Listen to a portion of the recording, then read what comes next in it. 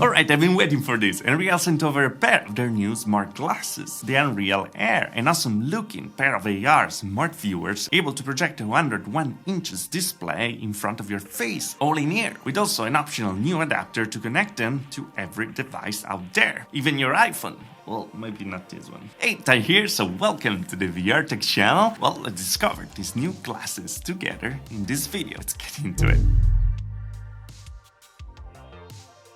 And well, this is the box. It feels like a complicated origami, and I'm not sure I will be able to put it together again. But in here, you're gonna find a nice included case with hopefully the glasses inside. As always, we have manuals and a cleaning cloth. Let's shove those back in. And a prescription lenses adapter, if you need it. 2 additional nose pads for all of us with different noses and to give a better fit and visuals while using it. And also a plastic cover for a VR-like view. But let's now open the case, and here we are with the Nreal Air glasses. In all their welfare glory, they look pretty cool. And turning them around, you can see the screens. Let's put it on the side a second and let's keep digging, because in the case we're gonna find a nice braided cable to of course connect it to your devices.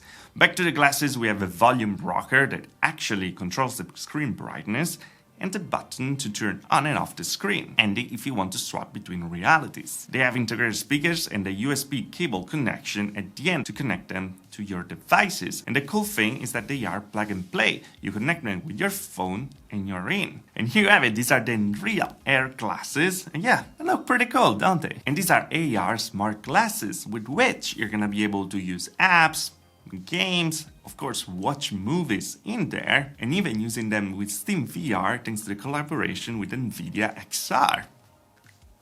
Yeah.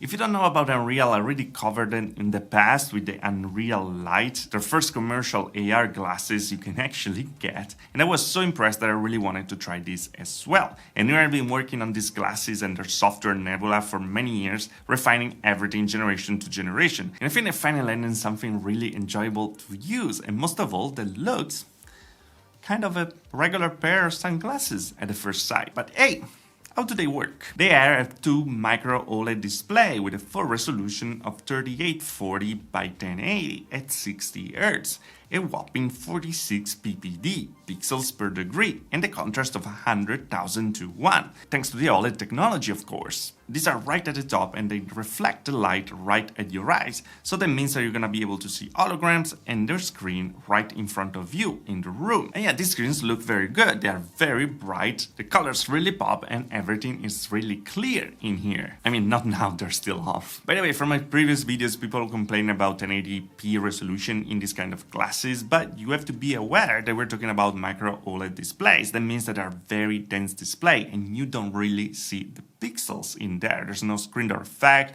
nothing as such. The visual clarity here, it's very, very good. Also because we have, of course, a limited FOV of 46 degrees. That's how we get that 201 inches display at 6 meters distance. Back to the glasses, there's also a proximity sensor to don't waste any battery while you're not using them. And because with these screens, the position of your eyes is critical to have the best clarity possible, they come with a possibility to twist the arm of the rakes in 3 different steps, as you can see.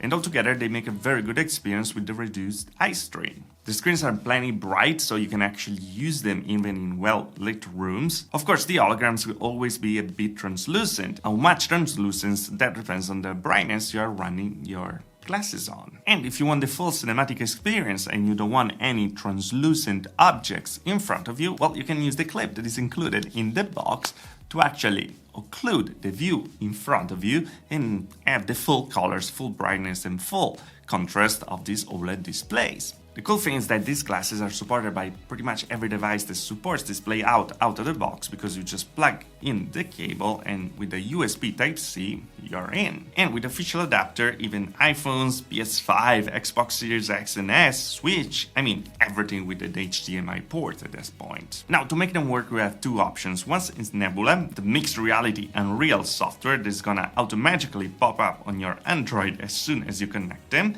And the other one is the so-called mirror mode. So you're gonna have just a big screen, the 201 inches display that we talked about it before in front of you, and it's gonna work pretty much like an external display.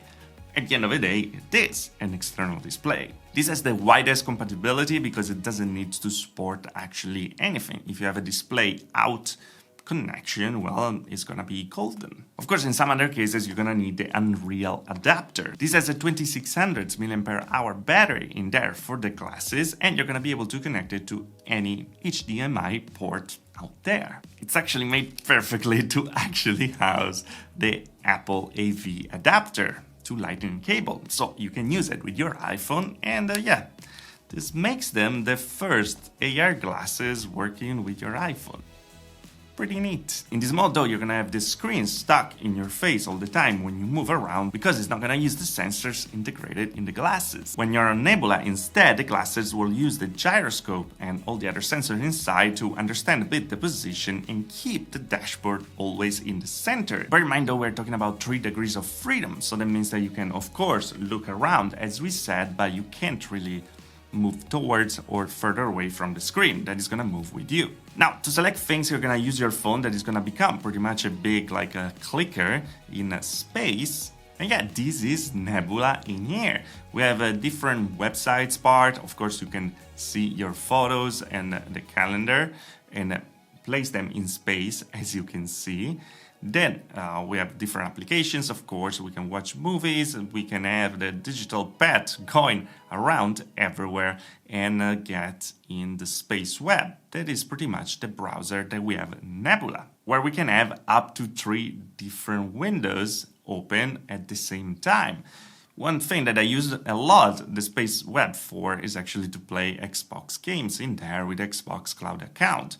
Because yeah, you can have a big screen in the middle and keep looking maybe at your guides or something like that in the other screens. That's not bad at all. And also we have different apps that you can find directly in the store, download them, and then they're gonna pop up, of course, over here. The cool thing is that if you hold down the button, you can actually reorganize the Nebula apps everywhere in your space, as you can see.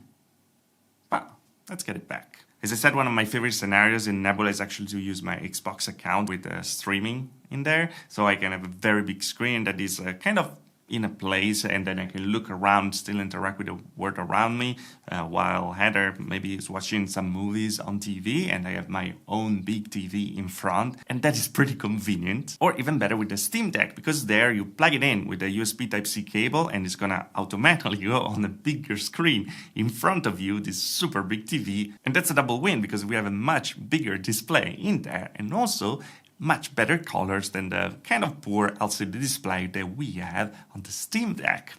A win-win. Unfortunately, I wasn't able to test them with the iPhone because this was my last iPhone, and doesn't support anything. But having a display out will work pretty much like I'm using with the Steam Deck, so it's a very good experience already if you want to watch a movie and enjoy multimedia things. Also, apparently there's a Nebula app for Mac that creates 3 big screens in front of you for a super laptop on steroids experience. And being the screens good enough for readability, I don't see why you will not want to use them using a Mac. It will just enhance your experience. So what do I think about it? Well, I have to say that I went into this review skeptical and excited at the same time, because having used the Unreal Light with the full tracking, I thought that this was going to be a letdown. Instead, it was quite the opposite. You see, Unreal is working from so long on making something that feels like wearing regular glasses. And yeah, they're still heavier, but they're actually okay to wear for long sessions for the duration of a movie without any problem. That makes them already enjoyable. And that's something that I couldn't do with the previous model. The board just too heavy to keep on for 2 hours. They made this a very real ultimate multimedia experience, and in my month using them, I have to say that I actually grabbed them many times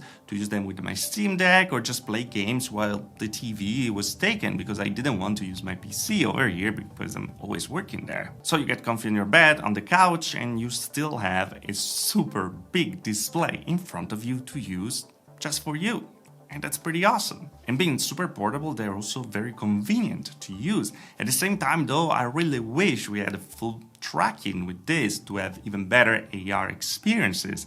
But at the end of the day, I understand the direction of this, and if you're looking for multimedia devices, these are absolutely fantastic to have. I really like the direction he's taking with this because they have an appeal a bit more to mainstream than the previous generation, for example, if it's called generation anyway. But at the same time, it was actually pretty hard to make a review because they were keep adding functions in this month, like the Nebula for Mac that just arrived, the YouTube AR application, and also the Nvidia XR app to actually stream PC VR games directly in here, like if it was a PC VR headset. I'm probably not the target for it because I own pretty much every VR headset on the market, and also because there's a limited FOV, but if you want a first experience, if you have a PC to try, like, why not? It's something that, of course, you can actually do, and possibilities are always a good thing to have. The Nreal Air are going for $379, that is much cheaper than a 201 inches display OLED TV. Do they even make them?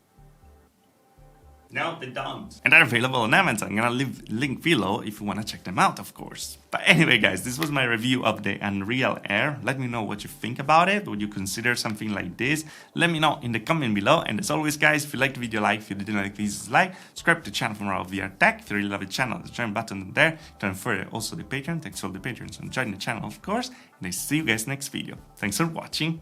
Ciao.